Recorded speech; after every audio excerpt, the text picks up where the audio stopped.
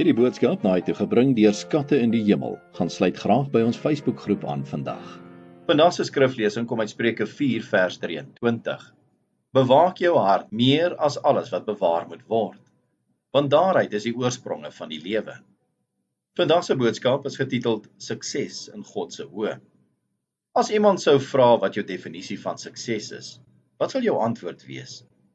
Daar sal ongetwyfeld omtrent soveel verskillende antwoorde wees as die aantal mense wat gevra is. Een ding is egter seker. Ons kultuur het 'n groot obsessie met sukses. Ons het 'n obsessie nie net met ons eie persoonlike sukses nie, maar ons kan selfs 'n groter obsessie met ons kinders se suksesvol hê. En om vir hulle natuurlik die regte gereedskap te gee wat hulle nodig het om suksesvol te wees. Ons doen almal ons bes, maar baie keer is daar verwarring oor wat werklike sukses is. Daar's 'n vaag begrip dat sukses beteken dat ons kind eendag 'n goeie opvoeding sal kry, 'n goeie werk sal hê, 'n goeie gesin sal hê en natuurlik ook baie goeie burgers van die land sal word. Maar dis 'n baie kortsigtige siening.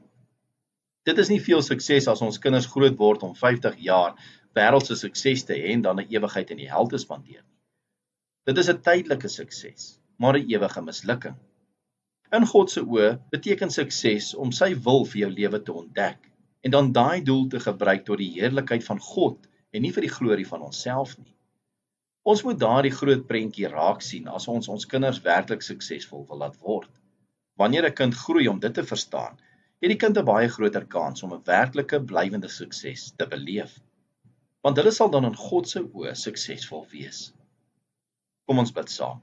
Ons hemelse Vader, help ons om nie sukses te meet teen wêreldse besittings nie, maar eerder om in U koninkryk te belê en daardeur dan 'n ewigheid saam met U te spandeer. Ons bid dit in Jesus naam. Amen.